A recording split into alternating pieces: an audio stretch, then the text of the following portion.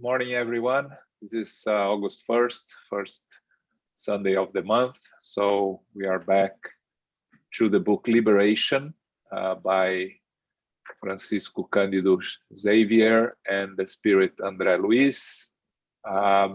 We are on chapter 3, which is called an accord, which is not a very common word in English. An agreement will be a more common word that we would use, but it's not wrong. The translation in Portuguese, I thought it came from an accord, and in Portuguese it's not an accord also, which is kind of odd. But you know, it's not wrong per se, because you have the word accord for this type of agreements that they are going to make in this chapter. Okay. So before, on the first chapters, we had Andre Luiz listening to lectures from a spiritual guide. Like all books of Andre Luiz, generally starts them in the spiritual world. Andre Luiz, a companion and a guide. This book is Gubbio, and they all listen to a lecture. And now we are going to start really prepare for they are going to start, and we are going to accompany their preparations for the work per se that they are going to perform in this book, that you all know that it's the rescue of a spirit, one of the leaders of the lower zones, a former pope, a spirit called Gregorio. Okay, so let's start with this. Who's going to read for us? Soraya, are you going to read it for us today? Yes, absolutely. Thank you. An accord.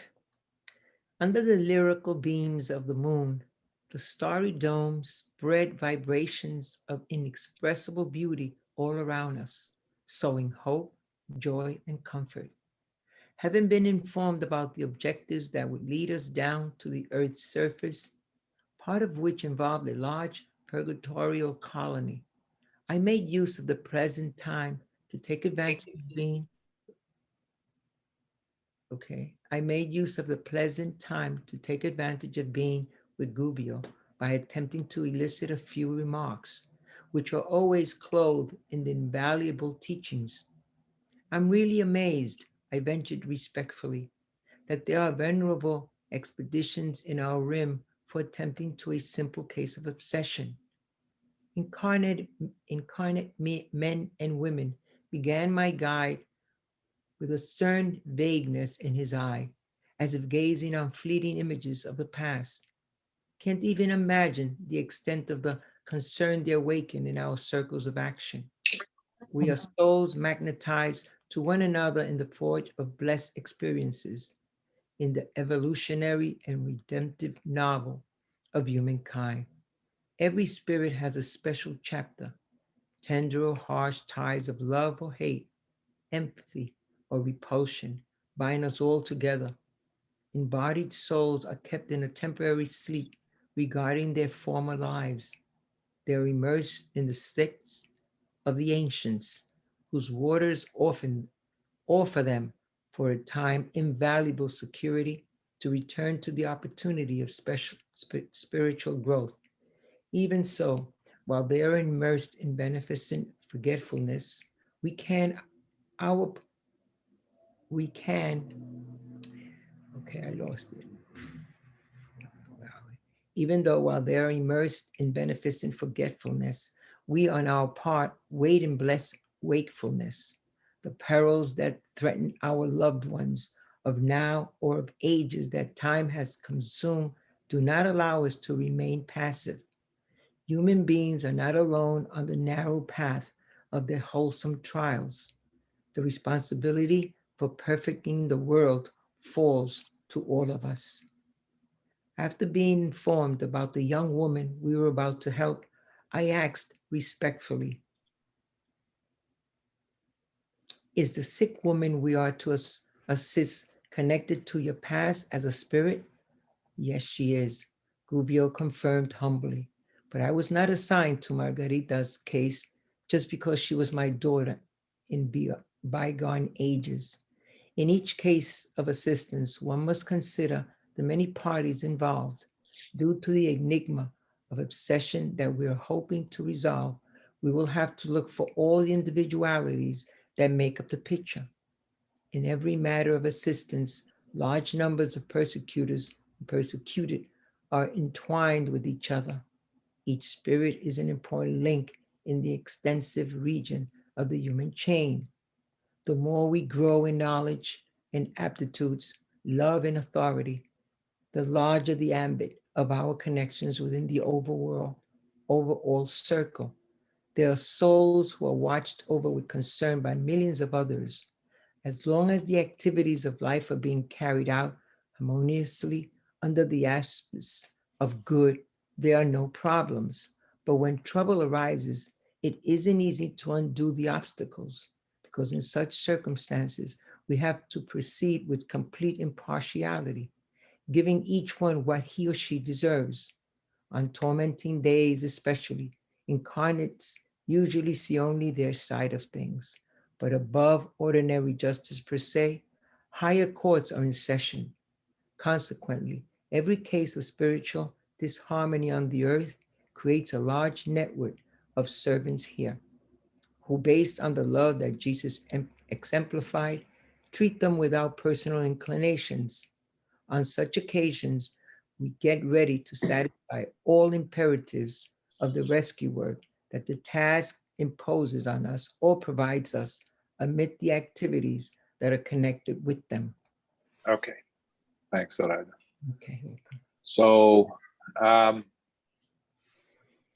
in this chapter, Andre Luiz is talking to Gubbio in the beginning, and he manifests surprise that there are expeditions from the higher realms for attending a simple case of obsession. We are going to see this through this book that is clearly not a simple case of obsession, the case of Gregorio. But we are going to see also the case of Margarida that I'm going to talk in a little bit. But what Gubbio tells him is that we incarnates don't even imagine the extent of the work that is done in the spiritual world. That each one of us is an individual that has the, hates, empathy, repulsion towards others, and that this connects us all together. That when we are incarnated, we are as he says here, in a temporary sleep regarding our past, so we don't remember specifically those connections that are not related to the present life. Here, when he says they are immersed in the Styx of the ancients, Styx for the ancients was the river that separated the living from the dead. If you go here to the explanation, it says a river that separates the world from living, from the world of the dead in Greek mythology. Okay, that you have, I believe his name was Carionte that carries the ship that transports the living from that are dead to the side of the dead. So he continues that while we here forget about our past, they in the spiritual world continue working to help us to solve our problems. That our connections make us also be assisted by the spiritual world, and that is a work that we are all responsible. We all together, and we discussed this many times, we are all together responsible for the evolution of humanity and of this planet. We cannot leave behind others while we move forward, especially our connections. We are tied to them. And then Andre Luiz asks about this sick woman that they are going to assist, and she's called Margarida, And Margarida was a daughter of Gubbio as he says here, in bygone ages. One thing very interesting for us to think here, Gubbio is, of course, directly involved with her. It's not, it's personal to him, the connection. But he has already reached a stage that he can help her impartially without being emotionally involved, because when you are emotionally involved, it becomes much more difficult to provide assistance to our loved ones. So he can work in this case because he was already spiritually evolved. And if we remember Andre Luiz from the previous book, by the end of the previous book, when he met his grandfather, and he was completely unable to provide assistance to his grandfather because all the emotional involvement that he had with his grandfather came rushing back, and he struggled to provide assistance. And of course, the Sister Cipriana and the other spirits provided the assistance needed for his grandfather. So, but going back to Nosso Lar, Andre Luiz, after an initial moment of shock, was able to provide assistance to the second husband of his former wife, that that he met when he went back to visit his family that he left behind. So in the beginning he struggled, but in the end he came back and provided assistance. So it is possible for us to help our loved ones if we are able to detach ourselves from the emotions involved. But he says also, Gubbio says that in each case of assistance, there are many parties involved, because they are the one being assisted, but all spirits connected to the one being assisted, both incarnate and discarnate, have to be taken care of. So that's why you have a big group of spirits assisting and working in each of these cases. And Gubbio tells us here, as the more we evolve in knowledge and aptitudes, in love and authority, which is the moral and intellectual evolvement, the larger our connections, because our loved ones, we never lose them. They will always be connected to us. And we keep growing the number of loved ones as we evolve, and we bring new members to our spiritual family. And also, we grow in terms of those that we cannot resolve our issues and that we have problems. So we, in a new incarnation, we can not only find new affections, but new disaffections also, if we don't be careful with our relationships. And he says here, there are souls who are watched over with concern by millions of others. Can you imagine millions of others? That's a very big number for one particular soul. So the work is incessantly, the work on their side is all time consuming, and on our side here on the incarnates, we forget, we ignore, we don't give enough credit for them. We only, as he says here, we only see our side of things. But what does he mean? Higher courts are in session. The divine law is in action at all times. So every action that we take, there is a reaction, there is a consequence, both positive and negative for every action that we make. Marcia was talking yesterday on her beautiful lecture about compassion, that we make 100,000 decisions each day, and the vast majority of them are not, we don't think about them, they are unconscious decisions.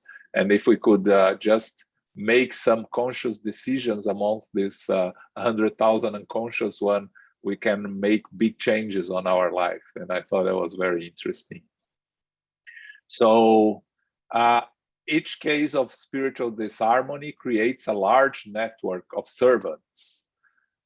So that treat them based on the love of Jesus, treat them without personal inclinations. Again, there are teams of workers in the spiritual world that work in each case that are not specifically connected to the spirits that they are treating. And we gave the example of a hospital. You go to a hospital, you are sick, you go to a hospital, you are helped by a number of people that you probably never met before in your life, nurses, doctors, assistants, receptionists, and they are all there to help and assist you to the best of their abilities. And that's the same with the spirits in the spiritual world in a much more ample way. Okay? Comments, questions here? Okay, so let's continue, Soraya. You're mute. You're on mute. Okay, There you go. Sorry. At this point in the instructive conversation, we reached a graceful temple. In that warm retreat dedicated to the materialization of sublime spirits, the soft light of the night was as calming as it was beautiful. The constant vibrations of many centuries of prayer had created an enchanting atmosphere around the imposing structure. A heavenly melody wafted about, and the delicate flowers in the atrium seemed to respond to the crystalline sounds, almost imperceptibly changing in brilliance and color. I bore a heavy heart, as if the happiness of the last few hours, in which I had heard such comforting yet grave thoughts regarding the expanse of the world and life, had made me aware of my personal insignificance before the divine grandeur, and peaceful tears flooded my face. The instructor led us into the garden that surrounded the delightful sanctuary. A few brothers and sisters came to welcome us. One of them, Instructor Gamma, was in charge of the temple service, embraced us, and said kindly, "You're right on time. Those who are going to offer their sublimated fluids are ready, and the other commission is here too." We went right in. I was told that there was another group there that included two sisters who had come to receive work instructions for lower spheres. A soft bluish light bathed the large room decorated with soft white flowers that looked like lilies. There wasn't time for preliminary conversation. Following brief and cordial greetings, the prayer group was arranged. Not far away, 20 materialization mediums on our plane were ready to provide radiant energy. In the next room, a moving melody began playing, silvery and light, putting us in the mood for lofty meditation. Okay.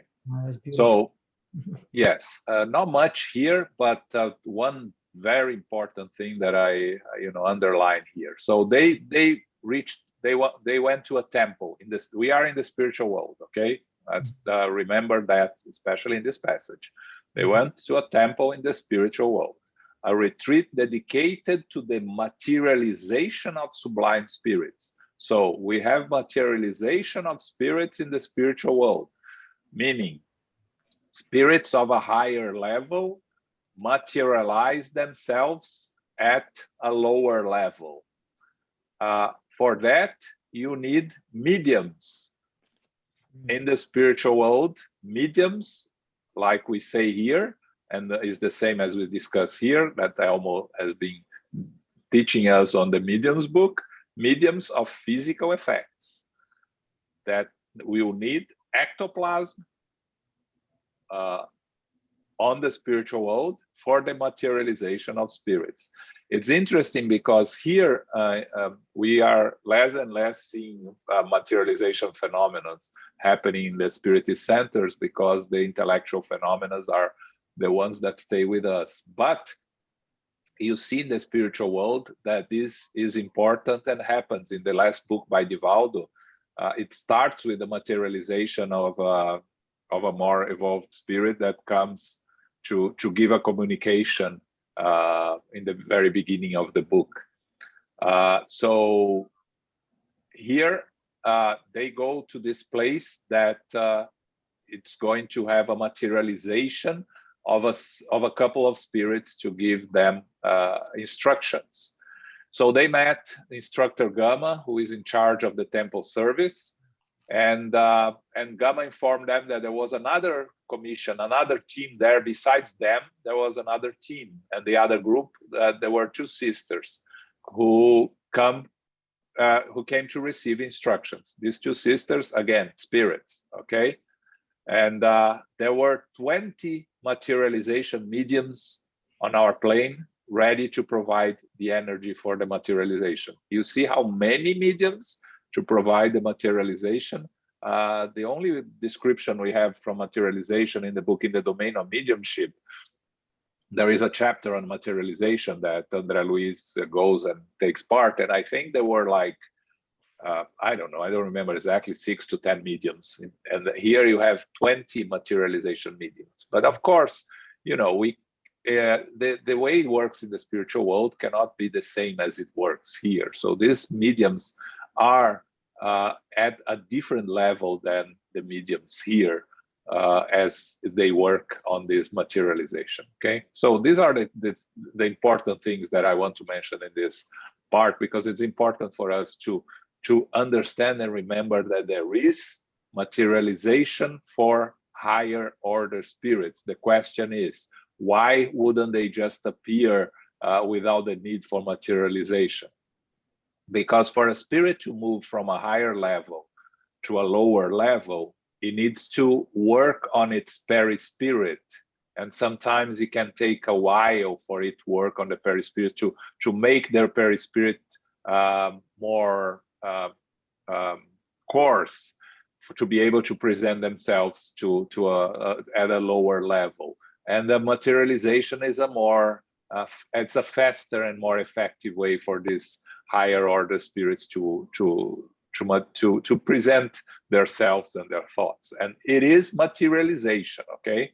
They become materialized, and you can the other spirits can touch them, can embrace them, as we saw this again in another book by Divaldo Franco. Okay, questions here, comments? Elmo, anything from your side here?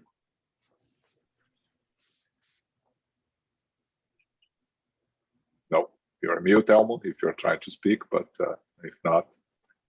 Okay, we're good with the materializations in the spiritual world. Okay, so let's move on. Okay. Right after the lovely and spontaneous prayer by the head of the institution, the platform was surrounded by light. A shiny, milky white cloud formed, and little by little, the living, reverent figure of a venerable woman emerged from it. Her kindly gaze displays an unspeakable serenity, and she had the bearing of an ancient Madonna. She greeted us with a gesture of blessing, as if sending us rays from the emerald light that formed an aureola around her head. The two women who comprised part of the service commission, aside from ours, approached her in discreet tears and kneeled before her. Mother dear, cried one of them with such inflection in her voice that it pierced out innermost fibers. Enable me speak to you. Our longing for you is like a fire consuming our hearts. Help me. Don't let me waste this precious divine minute. In spite of her tears of emotion, she continued, bless us for our great journey. We've been waiting so long for this brief time with you. Forgive us, dear mother, for having insisted so on seeing you. But without your loving protection, how will we overcome the maelstrom of the abyss. Wishing, perhaps, to justify herself in her mother's eyes, she added in tears, "In addition to our usual tasks in area of service where your goodness has placed us, we have followed your loving suggestions and have been watching over Dad in the darkness for the past 6 years, but we have been unsuccessful. He avoids our renewing influence, and he loves the company of entities who vampirize others wherever they go. He can't even perceive our loving care, except as vague thoughts, which he easily dismisses. And if we increase our efforts to save him, he reacts like a madman. He waves his hands all about in rage. He yells blasphemies, and he begs for help from his mean companions, whose dark radiations entwine him, thereby repelling our suggestions and presence. He prefers the company of ignorant and wrenched spirits, and he detests our tenderness. A more intense emotional crisis kept her from going on.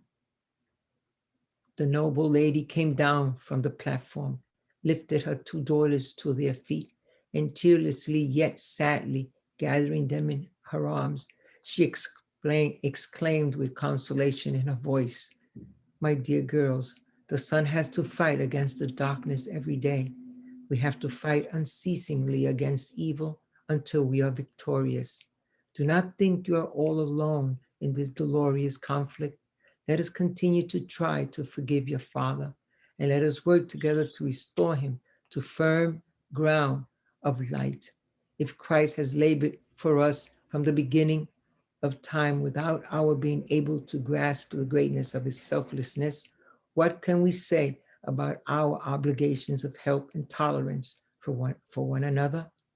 Claudia will always be the credit of our respect and gratitude, despite the dreadful secret crime that keeps him bound to the depths. He poisoned a family member to get the material wealth he needed to offer us instruction and comfort in the physical realm. Due to his extreme devotion to the three of us, he didn't waver before the temptation that demanded his infernal commitment. Because of his restless love, he wasn't able to wait for the blessing of time and be committed the unspeakable crime to place us in an oasis of deceitful superiority.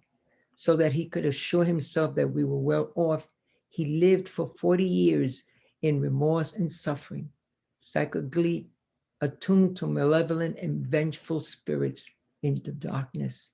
But in reality, because of his afflictions, we were able to live a blessed lifetime of progress and comfort in a happy and abundant home without our knowing that a dark act of murder and violence lived in our spiritual foundations. At this point, the materialized spirit wept emotionally. With the three of them embraced in an emotional and worthless scene, the mother found the strength to go on. Let us return to regenerative and beneficent battlefield.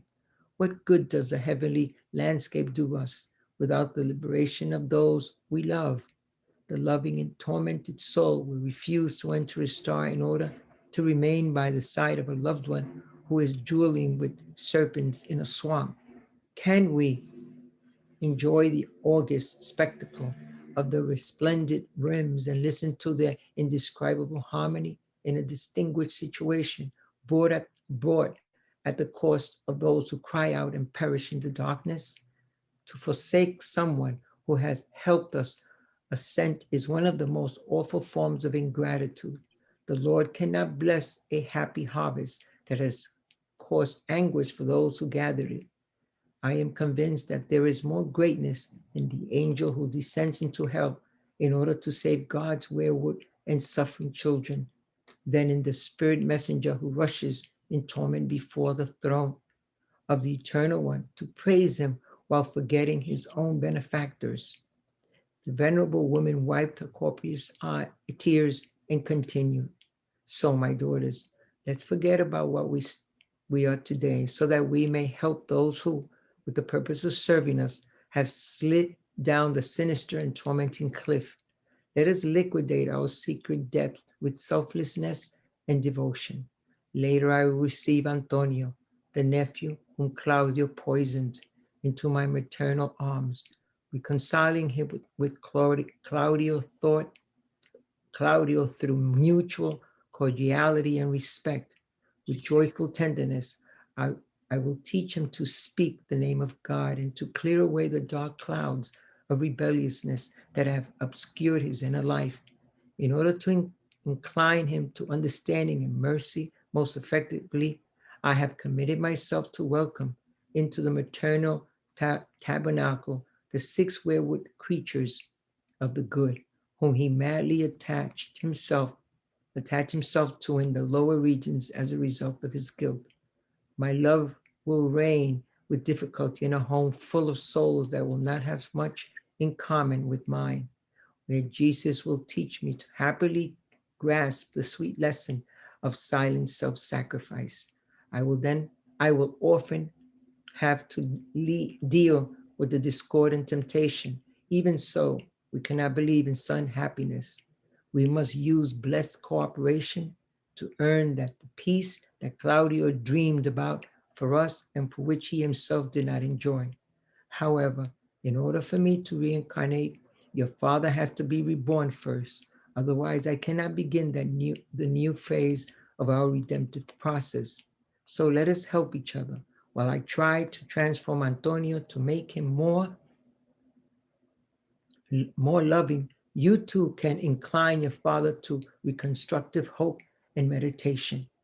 The two young women wept emotionally in anguish and joy as the illuminated mother ready to say goodbye, adding, "Do not get discouraged. Time is one of the most precious gifts from the Lord, and it will help us. The future will bring us back together again in the blessed refuge of earth." Thus renewed, Claudia and I received many children. The two of you will be among them to give comfort to our souls. My heart will be laden with a few precious stones to polish in the daily effort, and within my soul will be two flowers, you too, whose heavenly fragrance will give me the strength I need to persevere till the end. You will be my compensation amid all my weariness. United by imperishable love, we will work, sustained by our fragmented memories of the glorious life in the spirit world that someday will welcome us, blissful and triumphant. Let us remember Jesus and carry on. The emissary finished, and probably aware that their time together had come to an end, the girls held her to their hearts.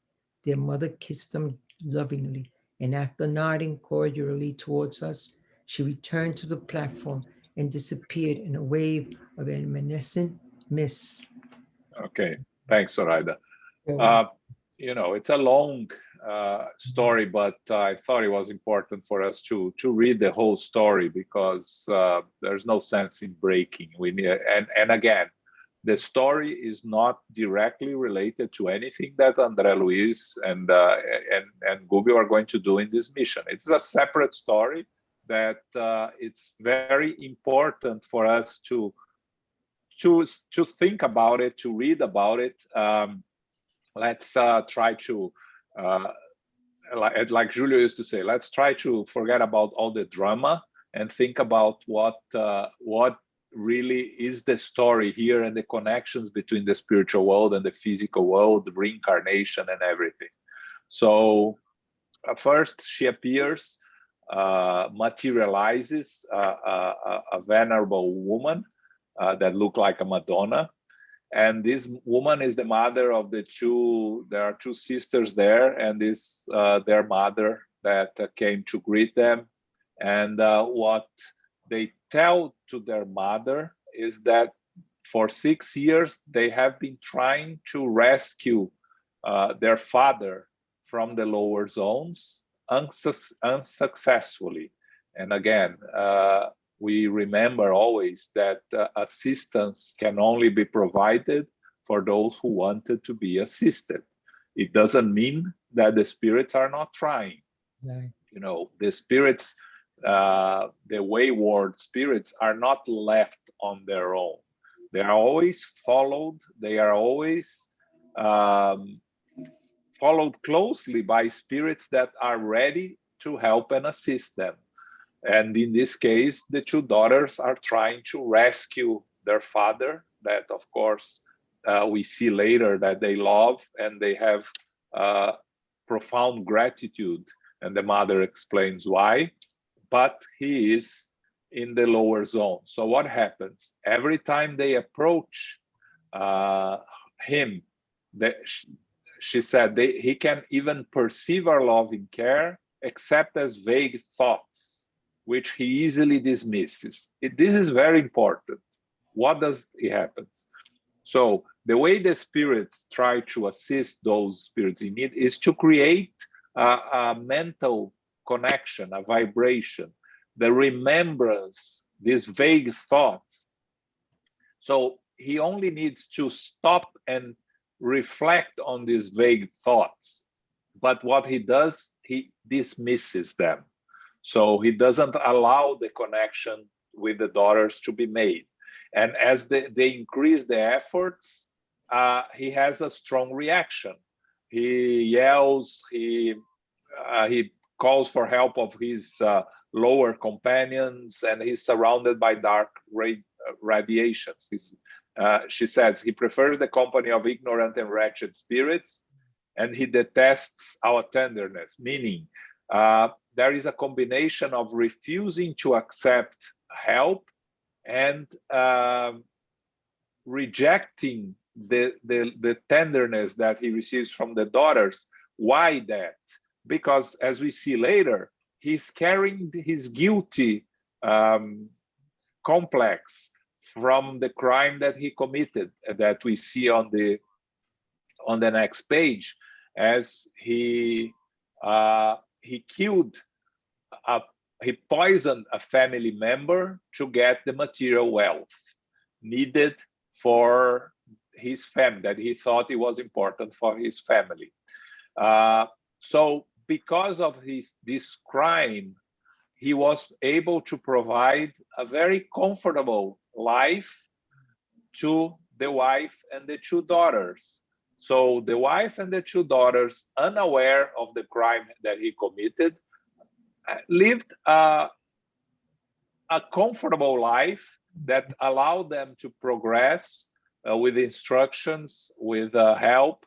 They lived, as she said here, in a happy and abundant home without knowing the murder.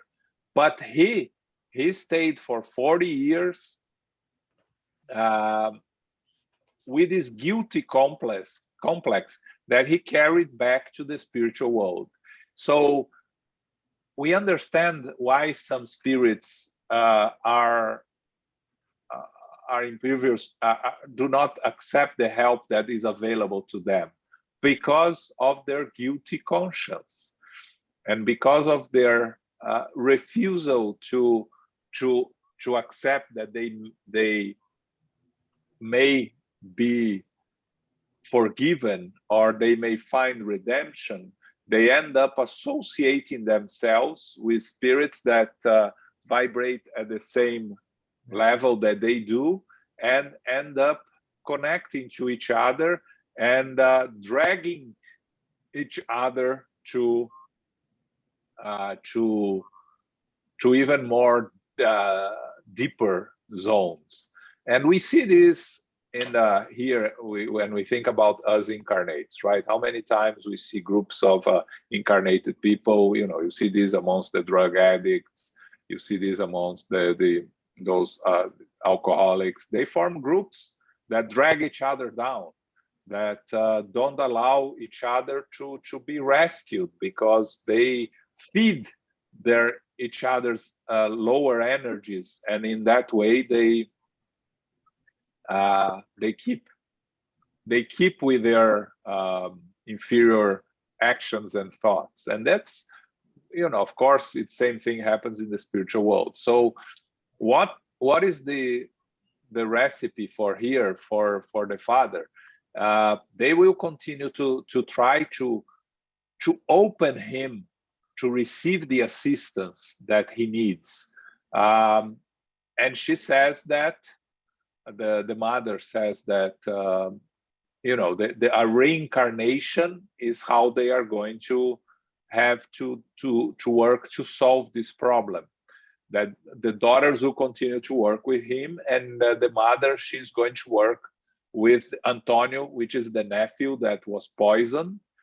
And what this new reincarnation will entail?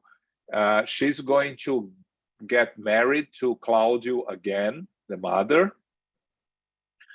They are going to receive as children many, the 6 that Claudio is associated with, 6 spirits that he's associated in the spiritual world. Antonio, the one that he poisoned, and the 2 daughters that are pleading for help here. And of course, in a family, there will always be more than one who is in the work of rescuing the others. No one will be alone in this mission of rescuing your loved one. So the 2 daughters are also going to reincarnate. So there'll be, by my accounts, as nine children there. And of these 9 children, as she says here, many of them have nothing to do with me. Full of souls that will not have much in common with mine, where Jesus will teach me to happily grasp the sweet lesson of silent self-sacrifice. But before that, another phrase that I underline here: to forsake someone who has helped us ascend is one of the most awful forms of gratitude. So they have a debt of gratitude to the Father, that even by wrong path that he chose that with the intention of helping his loved ones, the wife and the daughters. And we see that, when in the Gospel according to Spiritism, when they say even the most evil criminals have a mother that loves them, right? And they have someone they love, and even in their selfish and evil ways, they are always trying to help their loved ones. So they have a debt of gratitude to him, and they cannot continue their path of evolution without helping those that have helped them, even if it's in some wrong ways. And what she says here is very interesting. The Lord cannot bless a happy harvest that has caused anguish for those who gather it. There is more greatness in the angel who descends into hell in order to save God's wayward and suffering children than in the spirit messenger who rushes in torment before the throne of the Eternal One to praise him while forgetting his own benefactors. Without charity, there is no salvation. There is the only way to progress is to help those in need. So, again, it's a very interesting case of we see the whole process, the problems in the spiritual world, the plan for a new reincarnation. The mother is going to take care of Antonio, and the children, the 2 sisters, have to incline the father to reconstructive hope and meditation. How they're going to do this? They'll continue their efforts. Even if he keeps rejecting, eventually these suffering spirits, struggling spirits, they open a small window of opportunity. So when he has those thoughts, those quick thoughts, and he rejects them, eventually will come a time when he will have one of those thoughts and he won't reject it, because he will get tired of rejecting them all the time.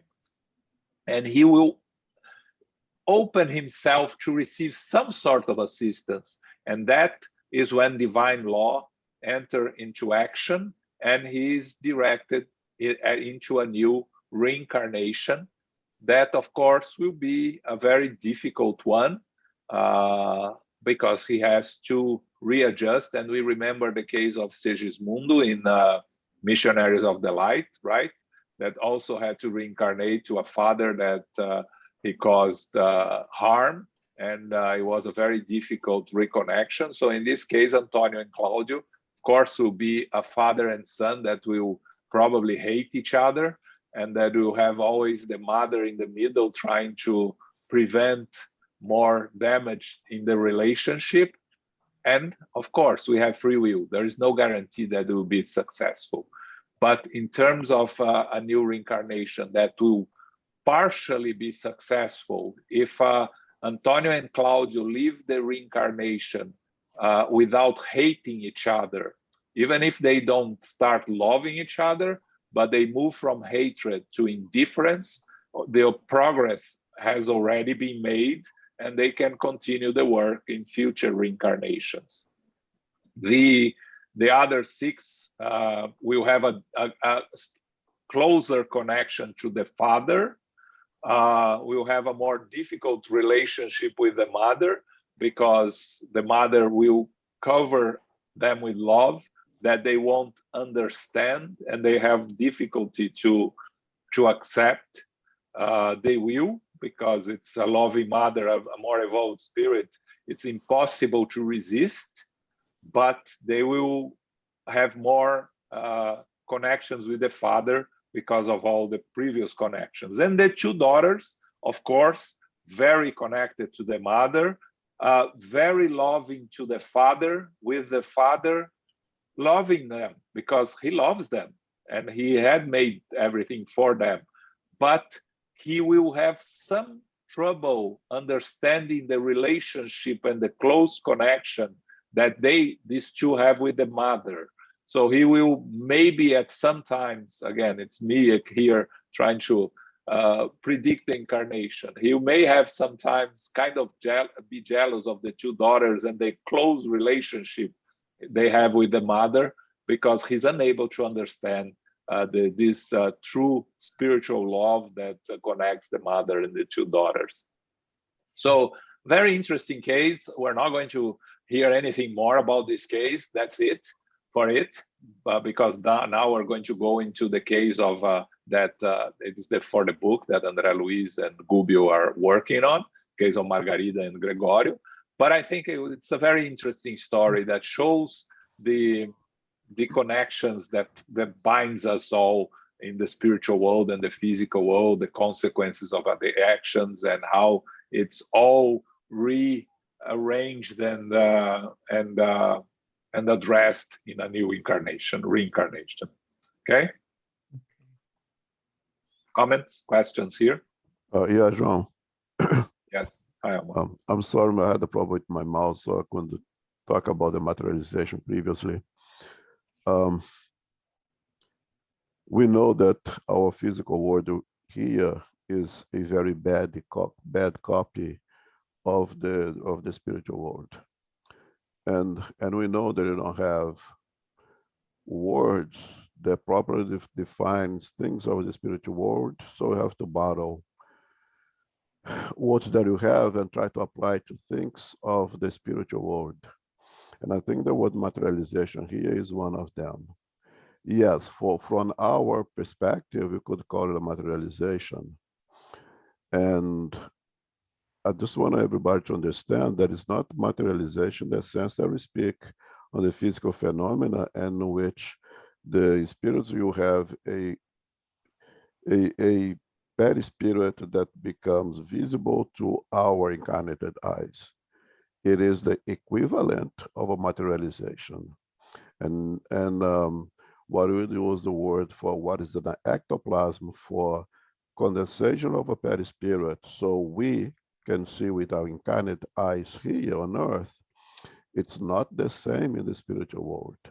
So whatever energy that the mediums in the spiritual world provide for the bottom of the world condensation of a much more ethereal perispirits of more evolved spirits, would not be ectoplasm, but would be the equivalent ectoplasm, since unfortunately we don't have lexicon, have a words that will better um, explain what you're talking about here.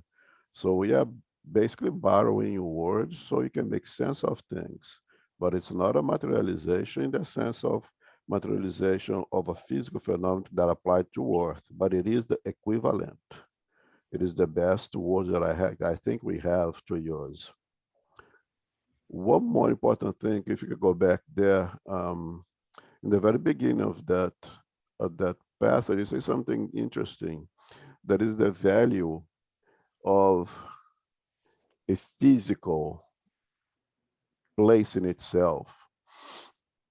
The constant vibrations of many centuries of prayer has created an intense atmosphere around the imposing structure.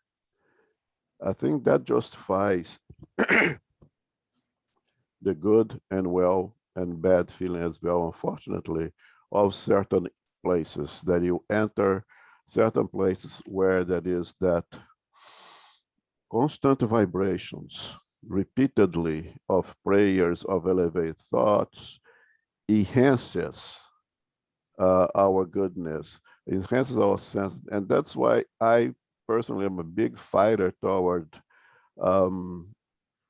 having a place to do spiritual work. Technology is wonderful. We are doing here the best that you can, but to have a place where those energies are already condensed, concentrated for our benefit is something that I think everyone should try to make use of it. I think that is a very important concept also there. In regard to this, I think very good example of everything that we read in the Spirit's book. I mean, just last week we were talking about do we reincarnate the same planet and the same Earth many times? Not only that, but very, very often we reincarnate the same circle of spirits for so much need that so well exemplified in this single passage over here of how we reincarnate together in order to assist one another, in order to give support to one another, in order to give encouragement to one another. We usually, unfortunately, use more on the negative side because you have to repair, because you have been enemies of the past. Yes, it's extremely important. But equally important is the assistance, the support that one will need to deal with all the dramas and all the traumas involved in one reincarnation. I think this is a great example of the need of reincarnation in a common group repeated many times, and how divine justice really has a plan, but in that plan there is the free will that is really up to us to follow things or not.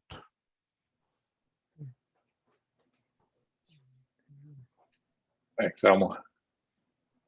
Anyone else?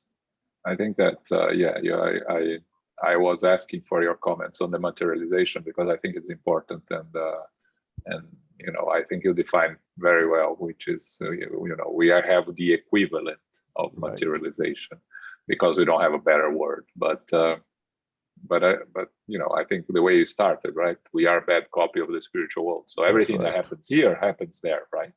But not in the exact same way. But how can we understand?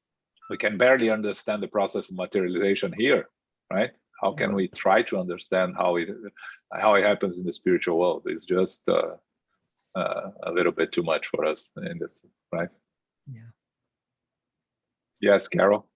Yes, Carol here. I'm wondering if what we say the materialization in the spiritual world could be more on the level of like a glow of light, more like you were saying, more etheric and not necessarily physical appearance wise. Would that be possible? Excuse me, sorry. Thank you. Elmo, you are. Personally, I think all those analogies that you create are valid. because in order to say if that's not possible, I would have to give a better explanation. I don't have it. So I think each one of us will have an idea of how it works. But basically, one thing that I think all of us would agree is that you're talking about still perispirits, therefore still matter, but of a much more ethereal nature, a much more spiritualized, much closer to the spirit essence than to the material essence. So what we call of materialization is to make that perispirit closer as possible to matter at the perispiritual level, so they can interact over there the same way that we may have materialization here, in which we incarnated can interact with spirits who are materialized using ectoplasm, right? In the spiritual world, it will be the same thing. The perispiritual, you go from a more refined, more spiritualized essence form to a more dense at the spiritual level. Now we're gonna call it become less bright in light or more bright in light. I think that is an analogy that is valid, and each one of us will have an idea. But I think it's important to understand this concept. They not become materialized so we can see with our eyes, and the energy used in the spiritual world for this process to take place will be the equivalent of an ectoplasm that we use here in the incarnate world that we live right now, but not exactly the same thing. But it's an analogy, it's the equivalent that we have. Thank you, Elmo. Appreciate it. Thanks. Sure. Thanks, Elmo. Okay, Okay. we continue. Now we'll go to the part that we start our book per se. Okay. So we looked at each other in tears, as if we had been allowed to rest our minds in a soft melody. The two sisters went back to their places, and we heard soothing music renewing the ambience, obviously responding to our need to modify our vibratorial feel. Pondering the immeasurable kindness of the Father, I recalled the ties of love that linked me to the past, and once more I saw that all the measures of the good are planned and patiently carried out by those who have become angel-like in the virtues of heaven. Deep down, I mourned the wasted opportunities of another time when the true understanding of life had not gladdened my spirit. I had not yet come back to myself from the wholesome digression, when another sheet of a white substance crowned with golden tones became visible above us. Soon, dressed in light, another messenger appeared on the platform. A gentle, sanctifying magnetism radiated from her eyes. She was wearing a fine, radiant blue peplos garment, and she descended erect and dignified, gazing at us gently, looking for someone in particular. The instructor stood up reverently and walked toward her like a submissive disciple. Without affectation, she spoke sentences of peace in a tone of infinite tenderness. Brother Gubbio, I thank you for your generous cooperation. I think it is now time for me to accept your fraternal help in order to liberate my poor Gregorio. I have been waiting centuries for his renewal and penitence. Endowed with immense resources of power in a distant past, he committed heinous crimes of intelligence. As part of a dangerous organization of moral reprobates, he specialized in oppressing ignorant and wrenched souls after death. Because of the hardness of his heart, he won the trust of cruel spirits as he presently performs the detestable function of a high priest of dark mysteries. He heads a condemnable phalanx of hundreds of other wrenched spirits mired in evil. and they obey him with deplorable blindness and nearly complete faithfulness. He has increased the liabilities of the clamorous depths he brought with him from his earthly madness, and he has been an unfortunate instrument in the hands of powerful and thankless enemies of the good. Even so, for the last 50 years, I've managed to approach him mentally. He was recalcitrant and hard at first, but he is now somewhat bored, which is a blessing in hearts that we unfaithfully to the Lord. His mind is showing rudimentary signs of the transformation he needs. He still does not weep under the iron glove of blessed repentance and seems far from saving remorse. Nonetheless, he doubts the victory of evil and harbors questions in his base mind.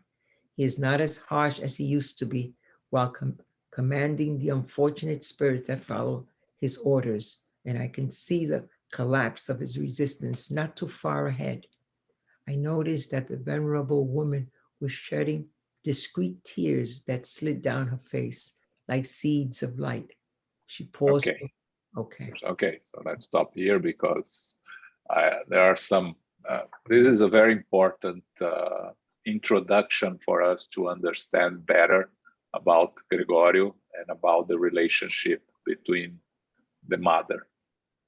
So Andre Luiz first gets immersed in his own thoughts about how he missed his opportunities of another time, and I think that's something that we are all going to have with us at some time. You know, we are going to regret the missed opportunities in our incarnations, but you know, the important thing that we have always to remember is not to be lost in our past, but to be proactive on our future. So whatever we haven't done in the past, we haven't done. It's there. There's nothing else we can do.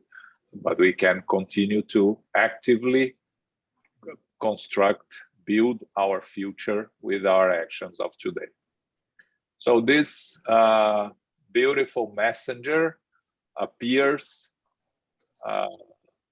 descending, and again, the descending is very interesting. So they are in a place in the spiritual world, and she descends from high, giving the idea of high evolved spirits that are above us.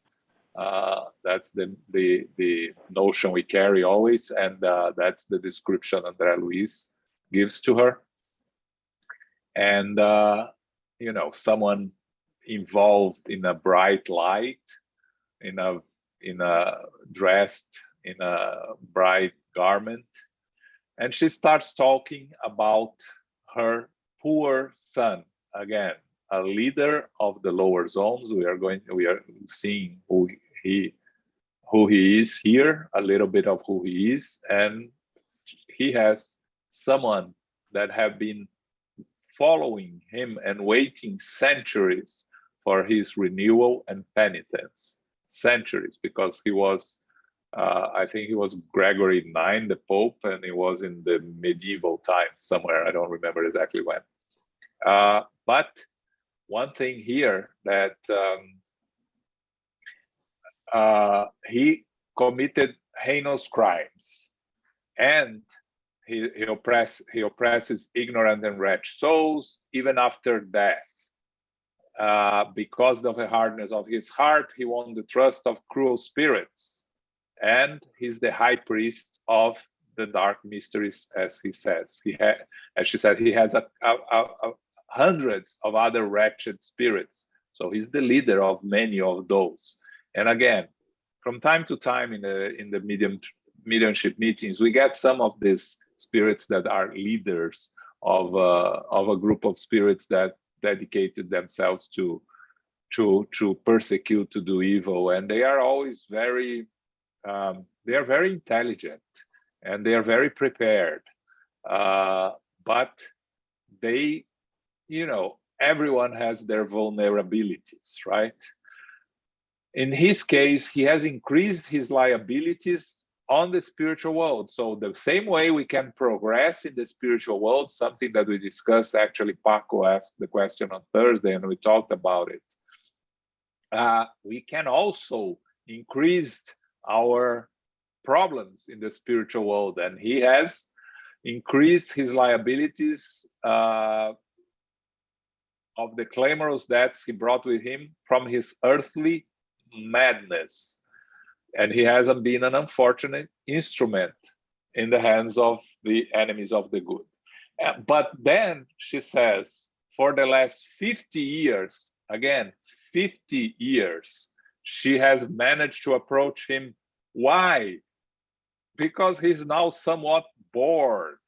And that's very interesting. How these spirits, eventually, how they're going to change. The first sign of change, maybe because they get tired of doing the same thing, of persecuting. What's the purpose of all this? It can take centuries for them to get there. In this case, it took him centuries. But he becoming bored with what he's doing is what opened an opportunity. And she says here, it's very beautiful. He is now somewhat bored, which is a blessing in hearts that are unfaithful to the Lord. So when you are rebellious soul, when you are so dedicated to evil, when you become bored, it's a blessing. And that's very, very interesting. Wow. So his mind is showing rudimentary sign of transformation. But again, very early signs. He does not weep under repentance, and he seems far from having remorse. But he's starting to doubt the victory of evil and harbors questions. He's starting to question himself of what he's doing. Again, he doesn't show any remorse, any repentance. He doesn't have any short-term plans of changing his attitude. But deep down, he's starting to question himself, and he's starting to doubt if what he's doing, he will continue doing for eternity, because that's what he's been doing for centuries.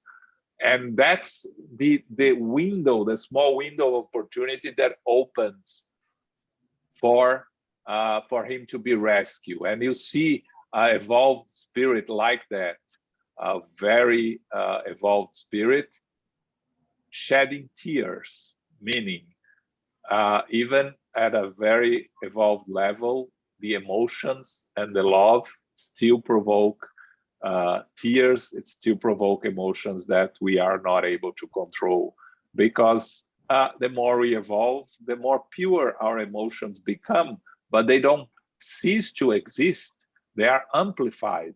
They are pure emotions, but they are still emotions. And our loved ones, we love with all our hearts, and their mistakes and misdeeds hurt us emotionally. And that's why she is there shedding tears, because of the long time of suffering, but also tears of hope of a new opportunity that is opening for her to finally be able to reconnect and rescue him. Okay, very beautiful, very interesting passage here. Okay, comments, questions? Yeah, I think this it's very important, very significant for the work that we do of assisting spirits, when we say there is something that happened that allowed that spirit to start to receive help that we don't know what it is, and the spirit, him or herself, are far from understand what it is also, and very often we'll disagree. We'll say that we are inventing that story. But we see over there that things start to open a smallest possible window of opportunity, and maybe something like being bored, which is extremely interesting. You know, the idea of boredom is such a negative conception, but in this specific case, it's such a blessing to have. And just a comment that this Claudio, it's not Andre Luiz' grandfather, right? No. It's just coincidence. Yeah, that's the same name, just Okay. no. Yeah. Okay. Yeah, that's what you said, Elmo. This type of spirit, they won't admit that they are ready to No. change. They don't see it in them. That's why we sometimes we had such difficulties on Monday when we're talking to these hardened spirits. Yeah. That because they're brought there, we know that there is something there, but they are not ready to accept it or to admit it. So it's not going to work in our 10 minutes conversation, right? That's right.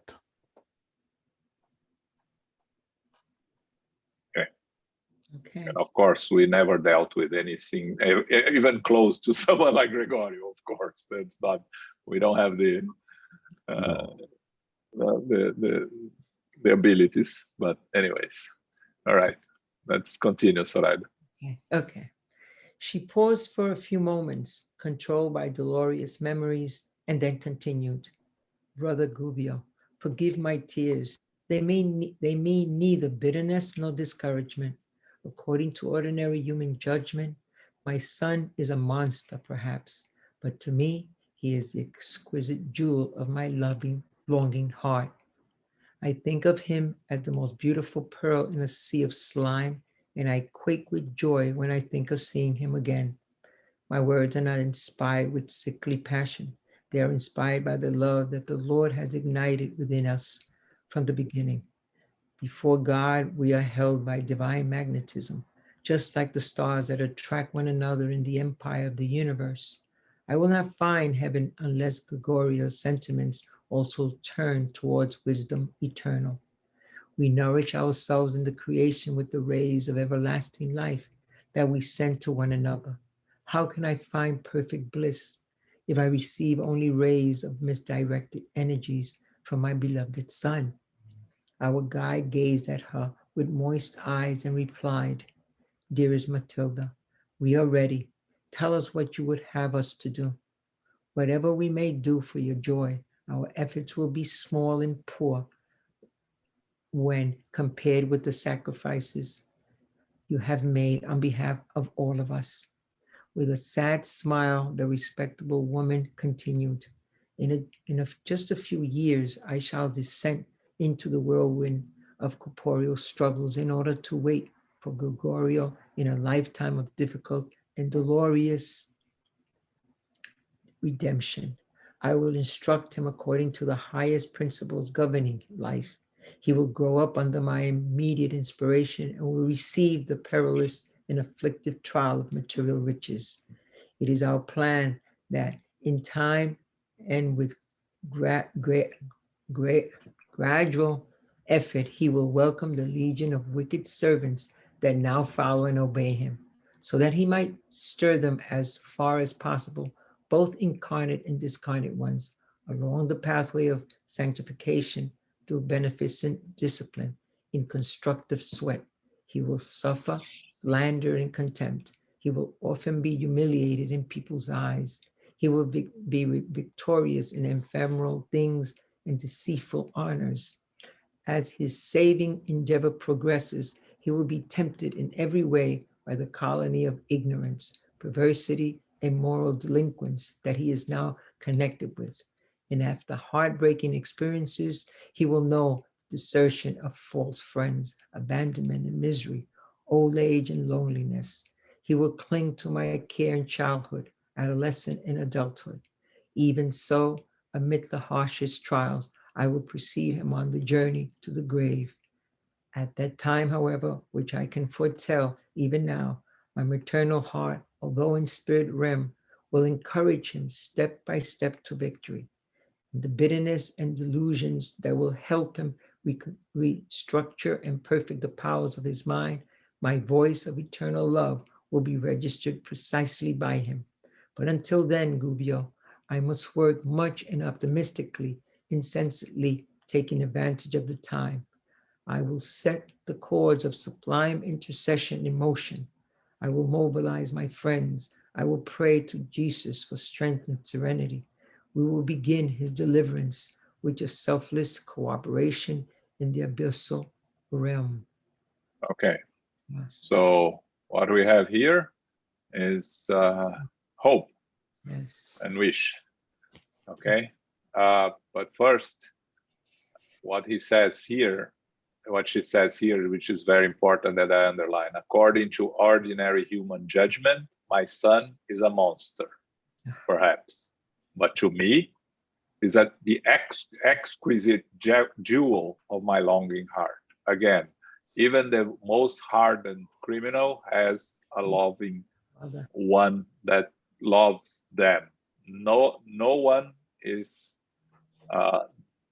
devoid of some love and affection from someone. It may not be the mother, but there is always a spirit that cares for them. And an evolved spirit like her can see beyond the evil acts and can see the eternal spirit that needs love and affection and needs to be guided to redemption. And what she says here, my words are not inspired with sickly passion. They are inspired by the love that the Lord has ignited within us from the beginning, meaning this is true love. It's not passionate love. It's true love for a brother or a sister. It's the love that, again, the word love is a limited word, but it's the love in the, as the Greek call agape, the true fraternal and eternal love. So, her name is Matilde, the mother, and that's why I underline here. And Gubbio tells her, I'm ready. Tell me what to do and I'll do it. And tell him, we don't have details, but he says here, our efforts will be small and poor when compared with the sacrifice you have made on behalf of all of us. So Matilde had worked for their benefit, and especially for Gubbio's benefit. And that's why he's thankful and he's ready to work for her on whatever she needs. And then she talks about the planned reincarnation, that she'll receive Gregorio as her son, and all the struggles he will face with deceptions, but he will have the afflictive trial of material riches. And it sounds to us how he's going to suffer if he's going to be wealthy, right? And she says that he's going to be betrayed, he's going to be deceived. Again, we have to always to remember that there is free will involved, right? So he will have the free will to change the path, but she's evolved enough to understand that the possibilities of all of what she's saying happen are high. Otherwise, she wouldn't be working on it. She wouldn't be giving an opportunity for him. Again, when we talk about our reincarnations, we are placed in the place and time that we are best suited for success, for succeed in our reincarnation. Now, if we are going to succeed or not, it depends on each one of us and our decisions. But he's going to be placed in a very difficult reincarnation, despite being well in terms of material riches, and he's going to struggle throughout his life. And again, he can, depending on his actions, he can alleviate his sufferings, or he can increase his sufferings depending on how he behaves. You have to help many of those spirits that are working with him in the lower zones to steer them to the path of way of sanctification. All of this is her reincarnation plan for him and her expectation of what's going to happen to him. She knows it's going to be a very difficult reincarnation, but that's the path she's building for his beginning of his redemption. Of course, his redemption will take several incarnations, because you cannot repair the mistakes of centuries in one reincarnation. You need multiple reincarnations, and he will have to go probably to another one and another one in different conditions, struggling with lack of material resources, struggling with difficult health, and all so on and so forth, for him to repair all the mistakes that he had made in the past, to atone for his mistakes. Okay. Questions, comments here? Okay, so let's continue. Sorry. Okay. The venerable. Oh, I'm Sorry, Luis. Luis. I was too slow here with the camera, sorry. I actually have a question, but before the question, I have been following this in English and Portuguese, and I have, you know, a few problems with the translation to English, but not trying to be picky.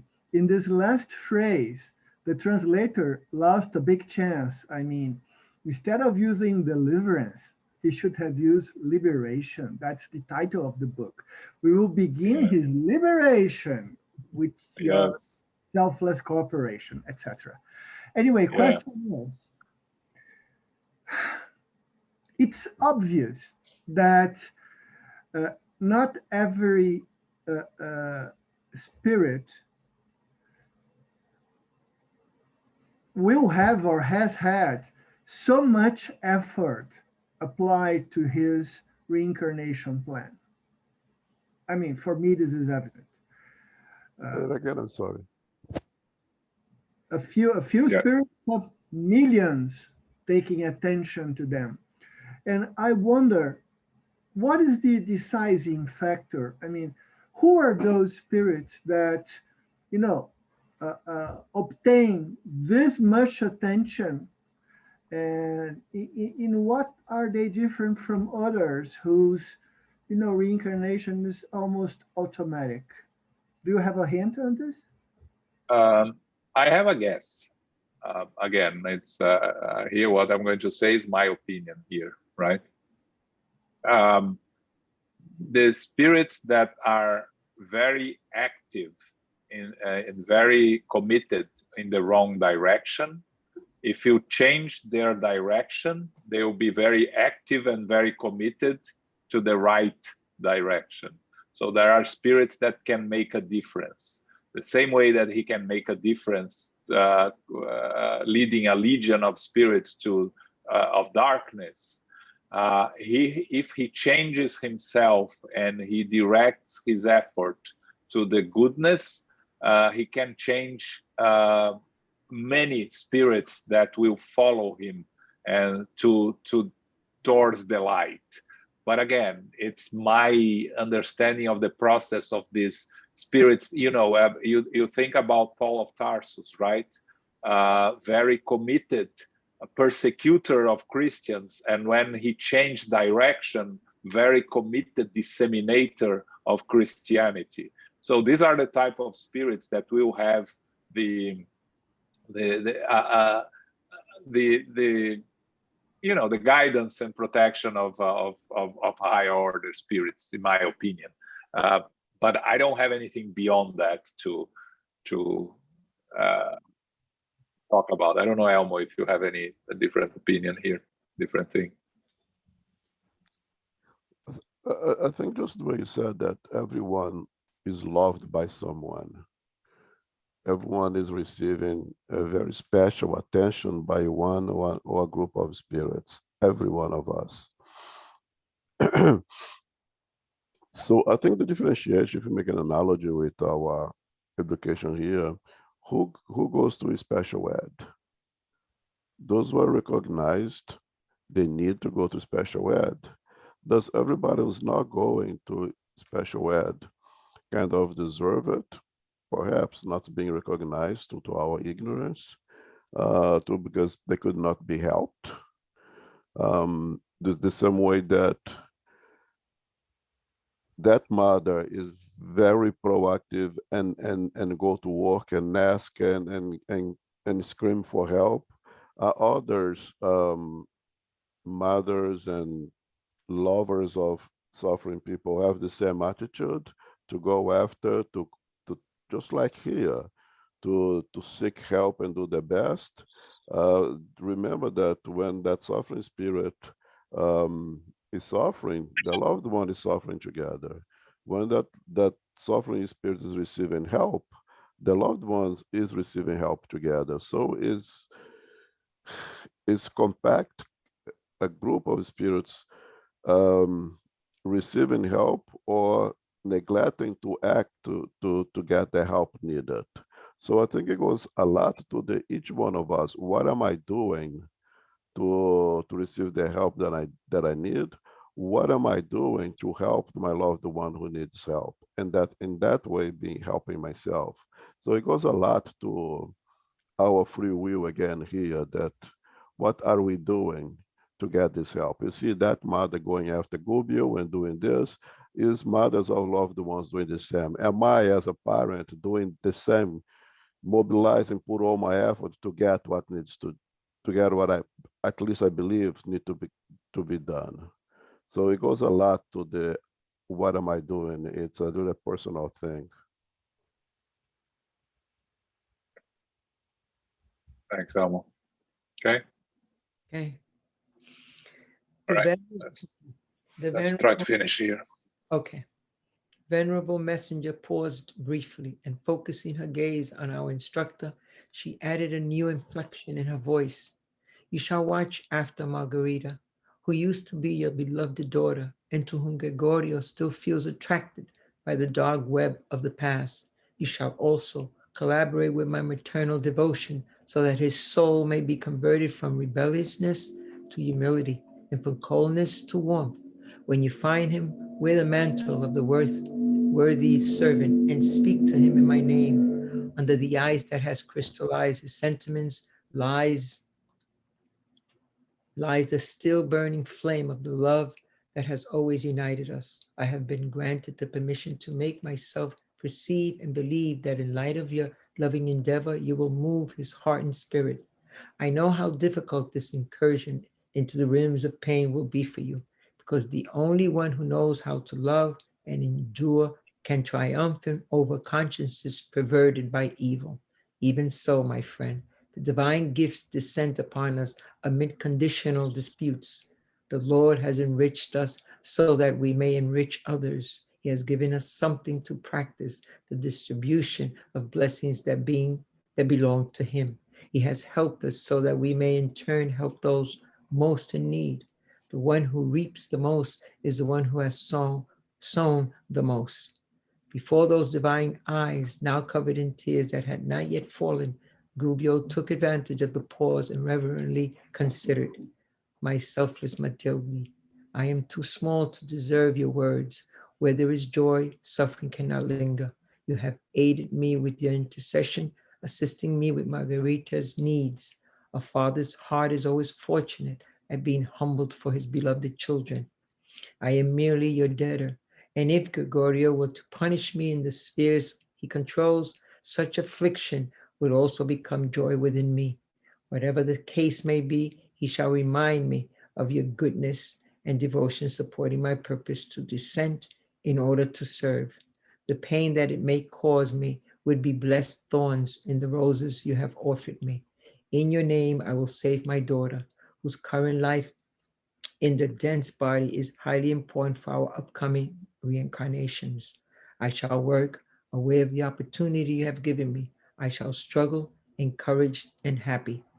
Showing intense joy and great hope in her face, the woman thanked him with kind words and concluded, when you complete the essential phase of your mission in the next few days, I will be notified by our messengers and will meet you in the exit areas. Then who knows? It is probable that the personal meeting that I have longed for so long will take place, because Gregorio will possibly come with you to a point where hopefully the manifestations of life might be made possible before the darkness. The glowing expression on the emissary's face intensified, displaying the sweet expectation in her soul, and she continued, the time has come. The Lord will be with us. There is a time to sow and a time to reap. Gregorio and I shall soar once again. We shall be mother and son once more. Addressing our instructor in particular, she said ecstatically, may my tears of joy fall like dew upon your industrious spirit. I will follow your efforts and will come when the time is right. I believe in the victory of love when the time for us to meet shines. On that blessed day, Gregorio and the fellow spirits most attuned to him will be brought by us to the spheres of regeneration. And from those spheres of readjustment, I intend to reorganize elements before the promising future, dreaming as at his side of the accomplishments we were responsible for. Gubbio said a few words of fraternal commitment. We would work tirelessly. We would be diligent in carrying out her loving orders. The remarkable conversation ended amid prayers of gratitude to the Eternal Father. When that living worship of immortal love was over, we said goodbye to the Christian family gathered there.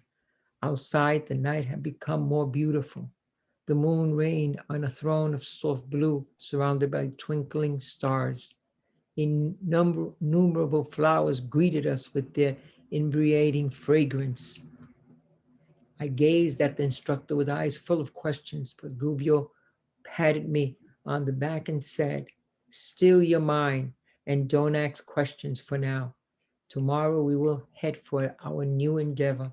It will require much prudence and fraternal understanding. You can be sure that the service will enlighten us with its living language."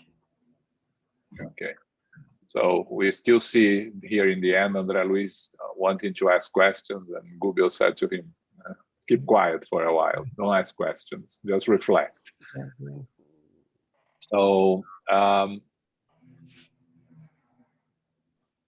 Matilde continues to tell him here to watch over Margarida, and now we see that Gregorio is attracted to Margarida and is connected to her. That's why you see that they are going to use her as as a door to reach Gregorio. It will be through Margarida, and that's going to be another part of the book, right?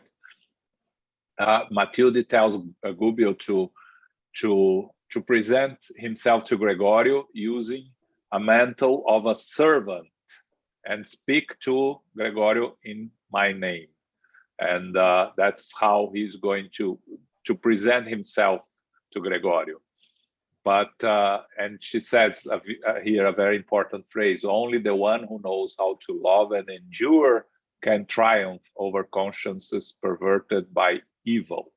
Meaning, only knowledge doesn't move the needle. Love is what really moves the needle in those cases. So then Gubbio thanks her, says that he's going to work. It says disposition, works with Margarida to redeem her, work even if he's punished by Gregorio, he's going to suffer with joy because it's in the work for her. And then she concludes the one thing that I mark here, the exit areas, which is, we see here the expression exit areas refers to the boundaries between the lower and upper planes.